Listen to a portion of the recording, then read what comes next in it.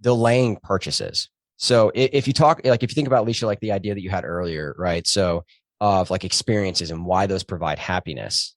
So if you know that once the calendar, you know that in 6 months from now, you're going to be taking that one trip you're really looking forward to for the next 6 months while you're at work and things are hard and you're in residency or you're an attending physician and you're slogging through work.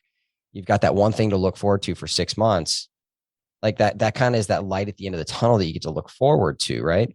And so it turns out that if you delay your purchase, it gives you longer to do the research, longer to do the consumer reviews, longer to determine if that's the right trip for you, and you spend more time thinking about this idea that is off in the distance and the anticipation that often comes with that. And so delaying your purchases, particularly big purchases or trips, is one way to actually allow yourself to have some happiness. So if it's not expensive, buying small and more often can be one way to do it. If it is expensive, delaying the purchase and basically delaying that process until that moment arrives is actually another way that the science has really shown, can help you decrease consumer regret and increase your happiness.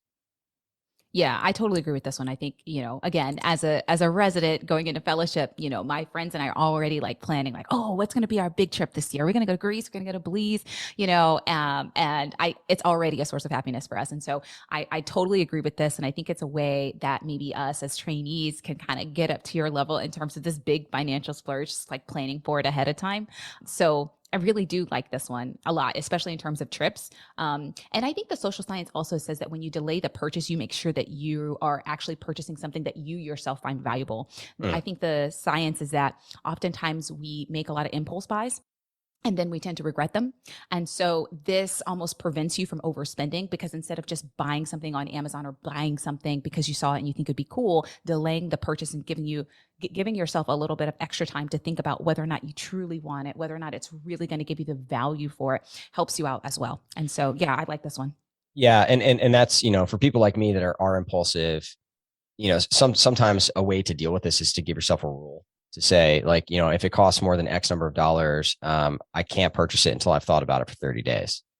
Right. And it's like, just to make yourself have to wait to pull the trigger on something so you don't buy the $100 leaf blower for no reason. So, I think there are ways to deal with this if you're, highly impulsive and ADHD like I am. Start before you're ready. Start by starting. Start now.